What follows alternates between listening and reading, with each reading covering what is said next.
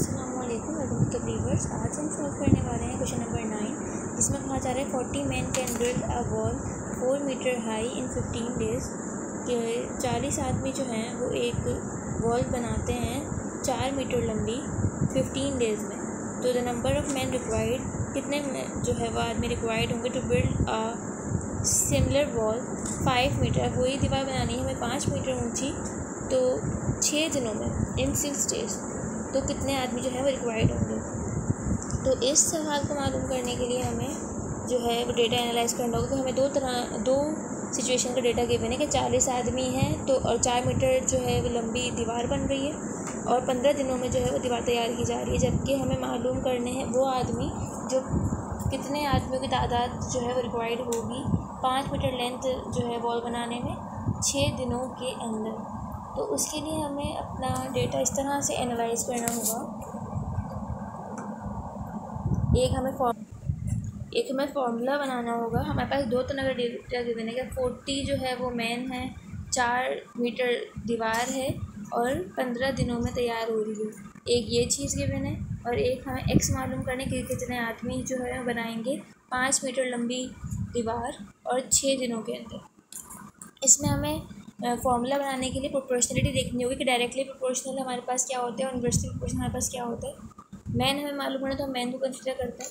Man में directly proportional हमारे पास क्या होगा, लेंथ जो है वो डायरेक्टली प्रोपोर्शनल होगी, क्योंकि जितने ज़्यादा आदमी होंगे उतनी ज़्यादा लंबी दीवार बनेगी। तो दोनों जो हैं चीज़ें बढ़ रही हैं एक साथ, तो लेंथ जो है वो डायरेक्टली प्रोपोर्शनल हो गया। ये हमने ऊपर लिख दिया। अब नीचे जो चीज़ लिखते हैं वो क्या होती है, वो इन्वर्सली प्रोपोर्शनल होती है।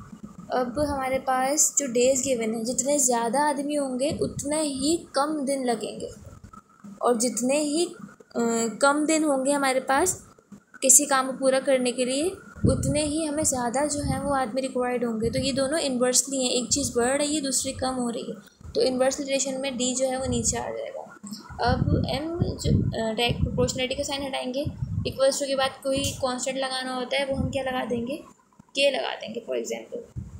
और एल हमारे पास ऐसे ही रहा और डी भी हमारे पास ऐसे ही रहा। ये हमने बना दिया अपना फॉर्मूला। अब यहाँ पे हमें के को अलग करना है, क्योंकि के हमारे किसी काम का नहीं है। हमें जो है वो काम करना है मैन से, लेंथ से और डेज से।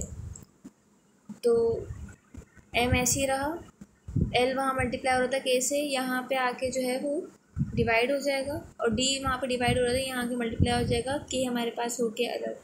अब इस फॉर्मूले में हम दोनों चीज़ें जो है सब्स्टिट्यूट करेंगे। वो किस तरह से, जब हम m1 की वैल्यू पुट कर रहे होंगे, d1 की वैल्यू पुट कर होंगे, l1 की वैल्यू पुट करेंगे तो वो भी के बराबर होगी। अगर हम इसकी वैल्यू पुट करेंगे m2 के साथ, m2 d2 l2, वो भी किसके बराबर होगी, के बराबर होगी। जब ये दोनों अलग अलग वैल्यूज़ के बराबर हैं तो उसका मतलब ये है कि ये दोनों वैल्यूज़ आपस में भी बराबर हैं। इस तरह से कि m1 d1 l1 वाली चीज़ जो है वो के बराबर थी, m2 multiply by d2 divide by l2 किसके बराबर थी, के बराबर थी। जब ये दोनों वैल्यूज़ के बराबर हैं मतलब कि दोनों आपस में भी इक्वेट की जा सकती हैं। हमने m1 की जगह पे जो हमारे पास डेटा गिवन था m1 d1 l1 का, वो क्या था 44 और 15, ये हमने इसके अकॉर्डिंग पुट कर दी वैल्यूज़। हमें और हमें सेकंड जो मालूम करना है मेनली मैन कि कितने रिक्वायर्ड होंगे, उसको हमने m2 की जगह पे x रख दिया। d2 जो क्या है हमारे पास, कितने दिन का पूछा हुआ है इन्होंने, सेकंड वाली चीज़। d2 क्या है हमारे पास 6 है और l2 हमारे पास क्या है 5 है। अब ये दोनों वैल्यूज़ हमने यहाँ पुट कर दी d2 और l2 वाली चीज़ में। और जो फर्स्ट रो है यहाँ पे हमारी 44 और 15 वाली, ये हमारे पास m1 l1 और d1, ये हमने यहाँ पुट कर दी m1 d1 और l1 की जगह। अब सिंपल हमें x मालूम करना है तो हमने x को अलग करना है। यहाँ पे जो है वो 6 मल्टीप्लाई हो रहा है x के साथ, तो यहाँ पे आगे क्या होगा,